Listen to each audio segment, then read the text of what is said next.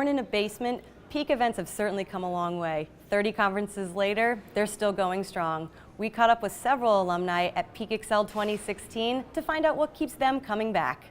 How many peak events have you been to? I've been to 24 Peak Excell meetings. I have actually been to 29 of the 30 peak events they've had, so I've missed one. How many have you been to? I'm going to say 20 plus, if I had to guess, 25. I've been honored to be at 14 peak conferences. This is my 29th Peak Excell meeting. How many peak events have you been to? I would guess more than 20. So what has been your most memorable experience then at one of these peak events? I had a book called Financial Jiu-Jitsu and actually got to present on that. The thing that always impacts me is just the relationships you develop with all the people here, the heart that goes into what people do and how they love what they do. So what is your most memorable moment though out of those 29 events? I think the most memorable moment was this particular peak meeting when I played in the band for the reception.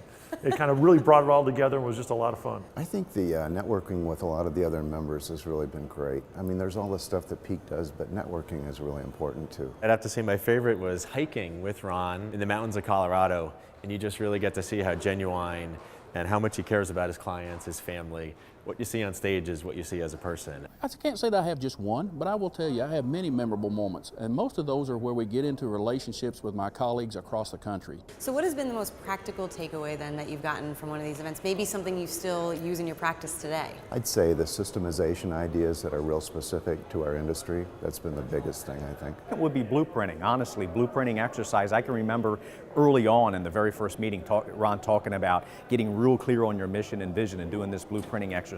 It's a lot of work and it takes some deep thought, and that's why he kept pushing me to do it, so that's probably been my biggest takeaway. The biggest takeaway for me is meeting those people that are going through some of the more challenging areas of their practice, similar to me, going through some of those areas of trying to how they conquered those things, how they moved forward and moved through them and it grown even more. That to me is exciting. I would have to go back to the blueprinting. I mean, when you sit down and really think about what it is you want to accomplish and what's important in life and how that impacts what you do business-wise, that probably had the most impact on me. The client experience and how to serve the client better, which ultimately makes for better relationships and more business. So what would you say then is your most practical takeaway? Maybe something you still use in your practice today that you've learned from one of these events? Yeah, it's changed how we do everything in our practice, how we communicate with our clients, how we manage money for our clients, how we provide services to our clients. So we're just a better firm because of it.